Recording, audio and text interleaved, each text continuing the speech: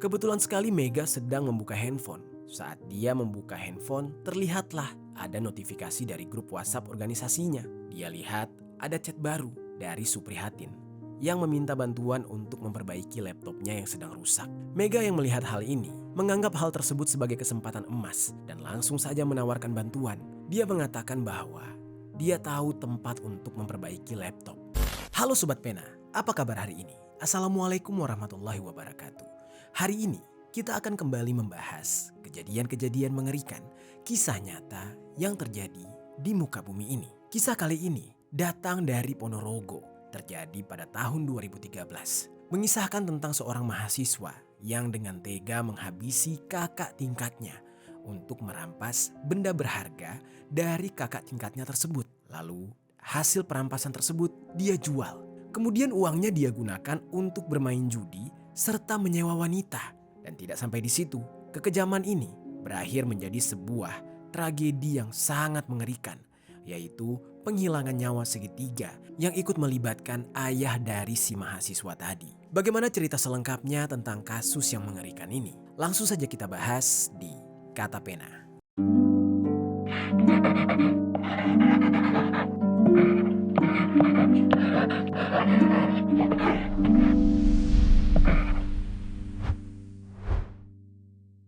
Polres Ponorogo kembali melakukan olah tempat kejadian perkara di rumah milik pelaku bernama Eko Budi, yang juga mantan Kepala Desa Karanggebang, Kecamatan Jetis, Ponorogo, Jawa Timur. Sebelum kita mulai ke ceritanya, jangan lupa untuk subscribe channel ini dan bagikan video ini ke teman-teman kalian. Cerita ini dibuat berdasarkan berita yang sudah beredar dan diterbitkan oleh beberapa media publik yang aku sajikan dan aku rangkum dalam bentuk alur cerita. Kita mulai ceritanya. Ada seorang pria yang bernama Krisnanda Mega Pratama. Usianya baru saja 26 tahun. Dia lahir dan besar di kota Ponorogo, Jawa Timur. Mega adalah seorang mahasiswa semester 4 jurusan Teknik Informatika di Universitas Muhammadiyah Ponorogo. Di kampusnya tersebut, Mega ini dikenal sebagai mahasiswa yang aktif di dalam organisasi. Jarak dari kampus dan rumah Mega tidaklah jauh, sehingga ketika menuntut ilmu dia tidak perlu pergi merantau. Mega tetap tinggal bersama kedua orang tua dan juga adiknya. Ayahnya bernama Eko Budianto, ibunya bernama Lilik Mariani, dan adiknya yaitu Muhammad Tegar Prakasa. Ayah Mega yang bernama Eko berstatus sebagai kepala desa yang membuat keluarga mereka cukup dihormati dengan background yang cukup makmur. Eko selalu mengusahakan memberikan apapun yang terbaik untuk anak-anaknya. Uang saku sehari-hari yang diberikan oleh Pak Eko kepada anaknya juga lumayan besar. Tidak semua anak bisa mendapatkan privilege seperti ini, namun beruntunglah bagi Mega dan adiknya. Namun sayang, privilege yang diberikan oleh Pak Eko kepada anaknya Mega justru disalahgunakan oleh Mega. Dia menghabiskan uang dari keluarganya tersebut untuk berfoya-foya demi kesenangan pribadi, seperti menyewa perempuan, mabuk-mabukan, sampai berjudi. Hal ini sebenarnya diketahui oleh Pak Eko dan juga istrinya Lilik. Namun mereka yang mengenal Mega sebagai anak yang keras kepala akhirnya menjadi takut untuk menegur anak mereka. Karena pernah di satu waktu ya sobat, mereka sempat menegur Mega ketika Mega berbuat salah. Namun bukannya membuat Mega ini sadar, yang ada Mega malah semakin murka dan semakin menjadi-jadi, bahkan sampai berani mengancam kedua orang tuanya. Sehingga hal tersebut membuat keluarganya, terutama adiknya, sangat ketakutan. Tidak hanya bermasalah dengan keluarganya, di lingkungan tempat mereka tinggal, orang-orang banyak yang bermasalah dengan Mega. Mega dikenal keras terhadap siapapun yang tidak dia sukai. Sikap Mega ini sering sekali membuat sang ayah, Eko, merasa malu. Terutama ketika Mega membentaknya di hadapan warga atau di hadapan tamu. Hal ini membuat sang ayah merasa hilang martabat karena punya anak dengan sifat yang tidak hormat kepadanya. Tapi sobat, selama beberapa tahun ayahnya ini menjabat sebagai kepala desa. Rupanya ayahnya tidak cukup bisa menjadi pemimpin yang baik. Ternyata di balik kelakuan negatif Mega, ini semua turun dari ayahnya. Pak Eko. Yang mana perilaku Pak Eko ini perlahan-lahan mulai terungkap. Selama bertahun-tahun, ternyata Pak Eko telah melakukan penggelapan dana alias korupsi dana desa.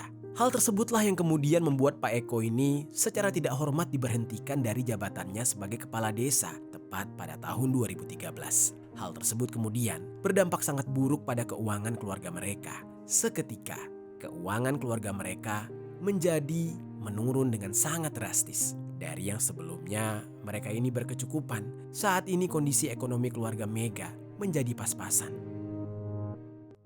Perubahan ini membuat Mega yang terbiasa menghambur-hamburkan uang dan hidup nyaman di tengah-tengah keluarga kaya sangat kaget. Sifatnya menjadi semakin buruk dan temperamen, terutama terhadap kedua orang tuanya, karena orang tuanya sudah mulai tidak seperti dulu lagi. Yang semakin parah, dia sering berbuat kasar kepada kedua orang tuanya hanya karena tidak diberikan uang seperti dahulu.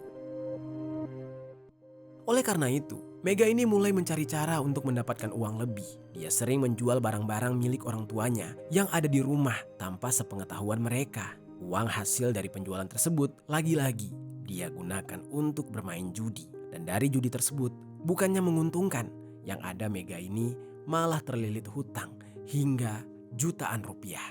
Hal ini membuat Mega yang tidak mendapatkan suplai dari kedua orang tuanya lagi menjadi sangat pusing dan stres. Yang mana akhirnya tiba-tiba dia mulai berpikir sangat jauh dan nekat. Dia ingin menghalalkan segala cara agar bisa mendapatkan uang, yang kemudian membuat dia kepikiran untuk mencari mangsa yang bisa dia jadikan target untuk merampok. Lalu di sisi lain, kakak tingkat Mega yang bernama Suprihatin, usianya 22 tahun. Suprihatin ini adalah anak bungsu dari pasangan Sunarto dan Murtini. Dia tinggal bersama kedua orang tuanya tersebut beserta dengan kakaknya. Suprihatin baru saja lulus dari Universitas Muhammadiyah Ponorogo dengan gelar sarjana di jurusan FKIP Bahasa Inggris.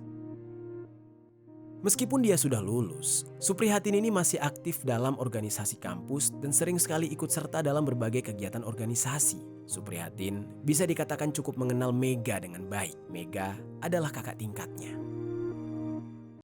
Setiap ada permasalahan yang lumayan serius, Suprihatin ini tidak segan meminta bantuan kepada teman-teman organisasi kampusnya, termasuk juga kepada Mega.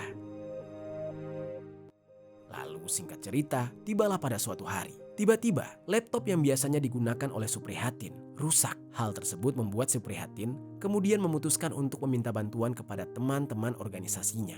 Dia meminta bantuan melalui grup WhatsApp, berharap ada yang bisa membantu dia di saat itu.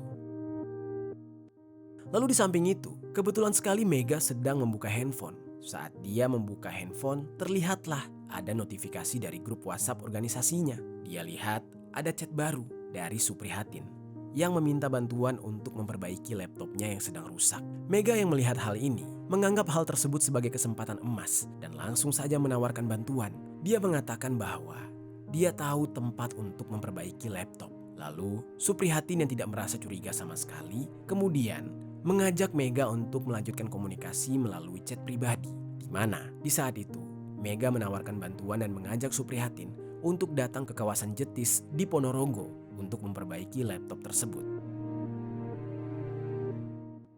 Singkat cerita, Suprihatin pun setuju dan keesokan harinya tibalah tepat di tanggal 28 Januari tahun 2013. Melalui chat pribadi, Mega meminta Suprihatin untuk menjemputnya di rumah. Suprihatin ini yang setuju tanpa rasa curiga sama sekali terhadap Mega. Pada siang harinya berpamitan kepada kedua orang tuanya untuk pergi memperbaiki laptopnya. Dia di saat itu menjemput Mega dengan sepeda motor. Lalu mereka berdua pun pergi ke kawasan Jetis untuk mendatangi tempat servis laptop.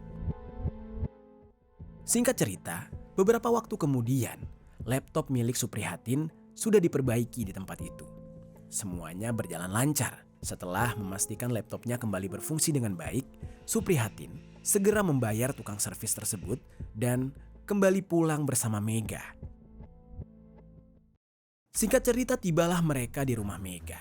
Di saat itu, Mega mengajak Suprihatin untuk masuk ke dalam rumah. Di dalam rumah, ada ibu serta adiknya. Sedangkan ayahnya Eko sedang tidak ada di sana. Di dalam rumah Mega, Suprihatin disambut dengan sangat ramah oleh ibu dari Mega, yaitu Lilik. Mega juga langsung mengajak Suprihatin untuk masuk ke kamarnya. Tanpa berpikir yang macam-macam, Suprihatin langsung mengikuti Mega masuk ke dalam kamar. Begitu mereka masuk, Mega yang sudah memiliki niat jahat langsung saja melakukan aksinya. Dia menutup pintu kamar dan tanpa diduga, Mega mengeluarkan sebilah pisau dapur yang sudah dia siapkan di kamarnya. Di dalam sekejap, suasana yang sebelumnya terlihat tentram tiba-tiba berubah menjadi mengerikan. Mega dengan brutal menyerang Suprihatin menggunakan pisau tersebut. Suprihatin yang kaget dan tidak menyangka akan mendapatkan tindakan seperti ini berusaha untuk melawan. Dia mencoba membela diri, namun serangan Mega dengan sangat cepat dan tidak terduga menggunakan pisau tersebut sehingga keadaan menjadi semakin kacau dan menegangkan. Tak terhindarkan lagi, Mega yang menikamkan pisau berkali-kali ke tubuh Suprihatin membuat Suprihatin kemudian menjadi lemas karena kehabisan cairan merah. Di saat itu, ibunya Mega, Lilik, sempat mendengar adanya suara gaduh dari dalam kamar anaknya. Terdengar seperti suara pertengkaran. Dia lalu memanggil-manggil Mega dan mencoba untuk menghampiri kamar Mega. Di depan pintu kamar, dia sempat berteriak-teriak. Lilik di saat itu sangat penasaran dengan apa yang sebenarnya terjadi di dalam kamar. Lalu, karena dia tahu anaknya Mega adalah anak yang keras kepala, dia pun merasa takut dan memilih untuk tidak mau ikut campur dengan urusan anaknya. Lalu, Lilik memilih untuk pergi dari depan pintu kamar Mega. Beruntunglah bagi Mega, aman baginya karena tidak ada yang mengetahui tindakan kejinya tersebut. Mega yang masih menggenggam pisau dengan sangat erat, lalu kembali melanjutkan aksinya. Dia menikamkan pisau itu lagi hingga 21 kali tusukan sampai Suprihatin benar-benar tidak lagi bergerak. Setelah itu, Mega yang melihat Suprihatin kemungkinan sudah tewas memilih untuk membersihkan kamarnya dari cairan merah yang benar-benar banyak berceceran di mana-mana. Lalu beberapa saat kemudian dia langsung memeriksa benda-benda berharga milik Suprihatin. Dia mengambil sebuah laptop, handphone, uang, serta kunci motor milik Suprihatin. Setelah itu, Mega lalu meninggalkan rumahnya. Dia menggeletakkan begitu saja tubuh Suprihatin di dalam kamar. Kamar tersebut lalu dia kunci dari luar agar tidak ada yang mengetahui aksi kejamnya tersebut. Di saat itu Mega pergi keluar rumah dengan tujuan ingin menjual handphone milik Suprihatin dengan harga Rp600.000. Serta dia juga menjual laptop milik Suprihatin di wilayah Jetis, namun tidak diketahui berapa harga laptop tersebut dia jual. Setelah handphone dan laptop dia jual, dia juga berniat ingin menjual motor milik Suprihatin. Namun, karena dia merasa bingung kemana harus menjual motor tersebut, dan di saat itu hari juga sudah sore, Mega pun memilih untuk menitipkan motor tersebut di tempat penitipan kendaraan di sekitar terminal bus Seloaji Ponorogo. Dikarenakan menitipkan kendaraan tersebut memerlukan KTP dan STNK, Mega pun menunjukkan dokumen-dokumen milik Suprihatin kepada si petugas. Lalu setelah selesai, dia langsung memilih untuk pergi. Singkat cerita, tindakan keji Mega berlalu begitu saja. Semuanya aman terkendali dan tidak ada yang mengetahui sama sekali bahwa dia sudah melakukan tindakan menyeramkan tersebut. Lalu tibalah keesokan harinya. Mega di saat itu mulai kebingungan apa yang harus dia lakukan terhadap tubuh Suprihatin. Di saat itu, tubuh Suprihatin mulai mengeluarkan bau busuk. Lalu setelah berpikir panjang, Mega pun memutuskan untuk mengubur saja tubuh Suprihatin di lantai kamarnya. Lantai kamarnya tersebut kebetulan terbuat dari semen yang diaci. Jadi sangat mudah untuk membongkar dan menguburkan jasad tersebut di kamar itu. Singkat cerita, lalu Mega pun keluar untuk membeli semen dan meminjam sebilah linggis dari tetangganya yang bernama Takim. Takim yang tidak mencurigai apapun langsung meminjamkan linggis tersebut kepada Mega. Mega yang kembali ke rumah menyiapkan beberapa bahan untuk membuat cor-coran semen di halaman depan rumah. Keluarganya di saat itu sempat merasa aneh dengan apa yang dilakukan oleh Mega, terutama adiknya. Dia di saat itu penasaran apa yang sebenarnya dilakukan oleh Mega, apa yang hendak dibuat oleh Mega dengan semen tersebut. Namun karena dia takut, adiknya ini tidak berani menanyakan hal itu. Setelah menyiapkan coran, Mega pun mulai menguburkan jasad Suprihatin di lantai kamarnya. Tubuh Suprihatin yang berhasil dimasukkan dilipat-lipat sedemikian rupa agar muat di dalam lubang tersebut. Akhirnya, dia pun berhasil menguburkan tubuh Suprihatin tanpa diketahui oleh keluarganya, termasuk oleh ibunya, Lilik, yang sebelumnya sempat menyambut kedatangan Suprihatin. Lilik di saat itu tidak mengetahui apa yang terjadi di rumah mereka karena mengira Suprihatin mungkin saja sudah pulang dan tidak sempat berpamitan. Jadinya dia tidak terlalu memikirkan hal itu dan tidak terlalu khawatir dengan Suprihatin. Namun di sisi lain, orang tua dari Suprihatin serta kakak kandungnya mulai resah. Suprihatin yang seharusnya sudah pulang setelah memperbaiki laptop, namun hingga tengah malam bahkan sampai keesokan harinya belum juga kembali. Dan biasanya Suprihatin selalu mengabari sang ibu jika dia telat pulang atau tidak bisa pulang karena ada kegiatan. Namun kali ini dia tidak ada kabar sama sekali. Bahkan ketika dihubungi, nomornya juga tidak aktif. Singkat cerita, keesokan harinya lagi, nomor Suprihatin juga masih belum aktif dan kabar mengenai Suprihatin juga tidak ada. Orang tuanya mulai mencari Suprihatin kemana-mana. Mereka sangat khawatir, mereka mulai gelisah, dan bahkan kakaknya juga sempat bertanya kepada semua teman Suprihatin, tetapi tidak ada satupun yang mengetahui keberadaan Suprihatin. Keluarga Suprihatin yang semakin khawatir akhirnya memilih untuk melaporkan kehilangan anak mereka ini kepada pihak kepolisian. Lalu berita tentang hilangnya Suprihatin mulai membuat heboh teman-temannya dan orang-orang terdekat yang lain. Beberapa teman Suprihatin sempat mengungkapkan bahwa mereka terakhir kali mendengar Suprihatin sedang mengurusi laptopnya dengan seorang laki-laki yang bernama Mega. Di saat itu mereka juga menjelaskan bahwa kesepakatan untuk memperbaiki laptop tersebut terjadi di grup chat organisasi MPK. Namun, teman-temannya itu tidak ada yang mengenal Mega secara dekat dan tidak tahu di mana rumahnya Mega. Mereka hanya satu organisasi, tetapi bukan teman main. Di saat itu kakak Suprihatin kemudian mencoba melacak motor milik Suprihatin ke seluruh wilayah kota Ponorogo. Karena terakhir kali Suprihatin ini menghilang membawa sepeda motornya. Lalu setelah pencarian yang panjang, akhirnya motor tersebut pun ditemukan di kawasan terminal bus Seloaji, Ponorogo. Di saat itu kakaknya sempat bertanya kepada petugas penitipan motor, siapa yang menitipkan motor ini di sana dan kemana si penitipnya, kemana si pemilik motor. Lalu kakaknya ini mendapatkan informasi bahwa motor tersebut dititipkan oleh seorang laki-laki. Kakaknya pun kaget, siapa laki-laki yang dimaksud? Dan karena penasaran, kakaknya pun memantau tempat penitipan tersebut dan menunggu si penitip motor ini datang lagi untuk mengambil sepeda motor tersebut. Dia dengan sabar menanti beberapa hari di sana. Lalu singkat cerita, setelah beberapa hari memantau, akhirnya kakaknya menemukan siapa yang menitipkan motor tersebut. Dia melihat seorang laki-laki yang sedang mengambil motor Suprihatin. Laki-laki itu ternyata adalah Mega.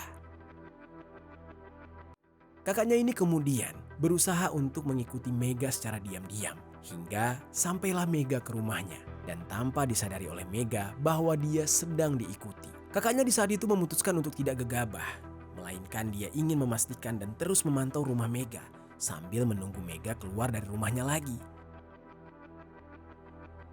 Singkat cerita, saat Mega kembali ke rumah dengan membawa motor milik Suprihatin, ayah Mega yang bernama Eko sempat melihat dan merasa bingung, motor siapa itu? Lalu Eko pun bertanya kepada Mega, itu motor siapa nak? Dari mana kamu bawa motor itu? Dan di saat itu Mega hanya diam dan cuek dengan pertanyaan sang ayah. Pak Eko sebenarnya sudah sangat terbiasa dengan remehan anaknya tersebut. Namun kali ini dia benar-benar merasa tidak dihargai. Pak Eko pun marah dan di saat itu Mega pun bertengkar dengan ayahnya, Pak Eko. Saat mereka adu mulut, Mega sempat mengancam akan menghabisi nyawa ayahnya dan akan menjual rumah mereka. Dulunya Eko hanya diam saat menghadapi ancaman dari anaknya ini. Namun untuk saat ini ancaman Mega sudah terlalu mengerikan hingga membuat Pak Eko tidak bisa tinggal diam. dia harus memberikan pelajaran kepada anaknya ini. Pak Eko yang mulai emosi langsung saja memukuli Mega. Mega yang kaget dan tidak menyangka ayahnya berani memukulnya. Lantas ketakutan, Mega pun segera berlari keluar rumah dan berlindung di pos kamling yang tidak jauh dari rumahnya. Namun di saat itu, Pak Eko sebenarnya mulai merasa takut dan gelisah dengan ancaman dari sang anak. Di saat itu Pak Eko tiba-tiba terbesit niat, apa aku habisi saja ya anakku ini, daripada dia menghabisi semua anggota keluargaku, termasuk aku. Jadi di saat itu justru Pak Eko lah yang berniat ingin menghabisi anaknya ini karena takut keluarganya yang bakal dihabisi duluan oleh anak durhaka tersebut. Lalu karena merasa kesal dan takut, Pak Eko akhirnya menemui Udin, seorang teman yang merupakan warga setempat. Dia meminta bantuan kepada Udin. Pada awalnya, Pak Eko ini tidak menyebutkan siapa target yang akan dia habisi. Di saat itu dia bercerita kepada Udin bahwa dia ingin menghabisi seseorang yang berbahaya yang bisa menyakiti keluarganya. Udin yang tidak mengetahui kalau targetnya itu adalah anak kandung Pak Eko sendiri malah mengiyakan. Dia siap membantu apapun yang diminta oleh Pak Eko. Sampai pada akhirnya, setelah sepakat, mereka pun menunggu hingga tengah malam. Saat itu, Pak Eko mengatakan jika sudah tiba waktunya, dia akan segera menghubungi Udin. Singkat cerita, tengah malam pun tiba. Saat semuanya terlelap, termasuk Mega yang tidur pulas di kamarnya, Pak Eko di saat itu mulai memanggil Udin untuk datang ke rumahnya. Udin pun datang dengan sangat hati-hati agar tidak ada yang terbangun. Disitulah Pak Eko ini menjelaskan bahwa target yang akan mereka habisi adalah anaknya sendiri yang bernama Mega. Udin di saat itu kaget bukan main. Dia tidak menyangka targetnya adalah Mega. Awalnya dia sempat menolak karena takut dijebak oleh Pak Eko. Namun Pak Eko di saat itu meyakinkan Udin dengan sekuat tenaga bahwa dia tidak akan ada masalah. Akhirnya setelah dibujuk rayu, Udin pun setuju karena sudah terlanjur ada di situ dan dia tidak enak kepada Pak Eko. Lalu setelah menyusun rencana, mereka pun langsung beraksi. Mereka masuk ke kamar Mega. Di saat itu mereka membekap mulut Mega yang sedang tertidur. Tidak lupa juga, setelah membekap Mega, mereka mengikat kaki serta tangannya Mega. Mega di saat itu berusaha meronta-ronta, namun tidak bisa berkutik. Tenaganya tidak lebih kuat dari ayahnya, Pak Eko, serta Udin. Lalu, setelah menguasai tubuh Mega, Pak Eko beserta Udin langsung menggotong Mega ke ruang tamu. Di sanalah Pak Eko yang sudah sangat benci kepada anaknya ini langsung saja mengambil sebilah sajam dan menikam bagian dada Mega sebanyak 4 kali, dibantu oleh Udin yang memegang bagian kaki Mega. Mega di saat itu berusaha meronta-ronta. Dia tidak menyangka ayahnya akan menghabisi nyawanya. Seketika setelah dia meronta-ronta, dia pun diam dan ternyata dia menghembuskan nafas terakhirnya dengan kondisi yang sangat mengerikan. Tubuhnya berlumuran cairan merah dengan luka menganga di bagian dada. Ruang tamu mereka dipenuhi dengan semburan cairan merah. Setelah dirasa berhasil, tubuh Mega pun langsung mereka buang ke sungai, yaitu ke Sungai Keang Karanggebang yang jaraknya tidak jauh dari rumah mereka. Di saat itu, Pak Eko sangat merasa lega. Dia seperti habis melepaskan beban yang selama ini selalu memberatkan hidupnya. Dia sama sekali tidak merasa sedih sudah mengeksekusi anaknya, Mega. Singkat cerita, pada pagi hari setelah kejadian eksekusi tersebut, tiba-tiba Pak Eko berpura-pura panik melihat adanya genangan cairan merah di ruang tamu. Di saat itu, dia memberitahu istrinya yang dari semalam sudah tertidur dan tidak mengetahui apa yang sebenarnya terjadi. Seketika mereka pun panik, bahkan para tetangga yang mendengar kepanikan tersebut berbondong-bondong datang ke rumah mereka. Mega di saat itu tidak ada di kamarnya dan Pak Eko mengatakan Mega tiba-tiba hilang. Dan supaya Pak Eko ini tidak jadi tersangka dan dicurigai, Pak Eko pun melaporkan kehilangan Mega kepada polisi. Sandiwara tersebut dia lakukan agar dia aman. Lalu sementara itu, pihak kepolisian merasa kebingungan bagaimana bisa ada kejadian hilangnya orang di sebuah desa dalam waktu yang berdekatan. Hal ini membuat polisi curiga, apa mungkin pelaku yang menghilangkan para korban ini adalah satu orang? Karena di saat itu yang hilang di desa tersebut dalam waktu berdekatan adalah Suprihatin yang dihabisi oleh Mega dan juga Mega sendiri yang dihabisi oleh sang ayah.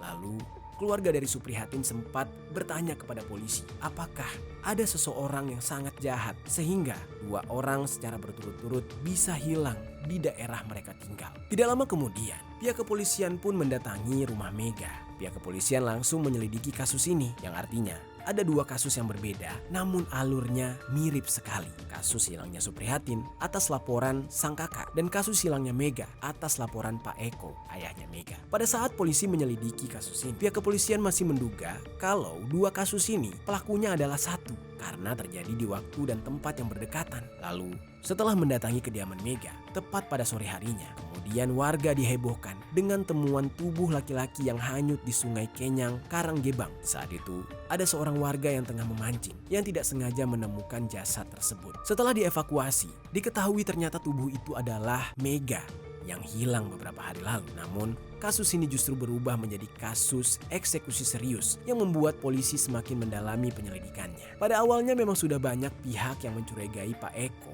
karena pengakuannya yang berubah-ubah dan gelagat Pak Eko juga mencurigakan. Akhirnya polisi pun memeriksa dan menginterogasi Pak Eko. Setelah dipaksa, akhirnya kebohongan Pak Eko pun terungkap dan Pak Eko mengakui semuanya, termasuk keterlibatan temannya yang bernama Udin. Udin ditangkap dan juga diperiksa lebih lanjut bersama Pak Eko. Antara Pak Eko dan Udin, keduanya ditanya tentang keberadaan Suprihatin. Namun di saat itu mereka mengatakan kalau mereka nggak tahu, mereka nggak kenal dengan Suprihatin. Dan di saat itu mereka bilang mereka hanya menghabisi nyawa Mega, tidak ada orang lain. Yang mana hilangnya Suprihatin berdekatan dengan hilangnya Mega kemungkinan adalah sebuah kebetulan. Polisi yang semakin bingung akhirnya memilih untuk berfokus kepada kasus penghilangan nyawa terhadap Mega ini. Dikarenakan pelakunya sudah jelas, ayahnya sendiri. Sementara hilangnya Suprihatin masih belum memberikan petunjuk apapun. Singkat cerita, pihak kepolisian pun mencoba mendatangi rumah keluarga Pak Eko. Di sana mereka menggeledah setiap sudut ruangan, termasuk salah satunya kamar milik Mega. Ketika polisi masuk ke dalam kamar milik Mega, polisi melihat adanya sebuah hal yang aneh, yang mana kecurigaan polisi ketika menemukan lantai di kamar Mega yang sepertinya baru saja dibongkar dan baru saja diperbaiki lagi. Karena polisi curiga, polisi mencoba membongkar lantai itu. Dan ketika dibongkar, betapa terkejutnya mereka. Mereka menemukan tubuh wanita yang mulai membusuk di bawah lantai tersebut. Mendapati temuan yang menghebohkan itu, polisi pun langsung mengevakuasi jasad tersebut dan melakukan pemeriksaan lebih lanjut.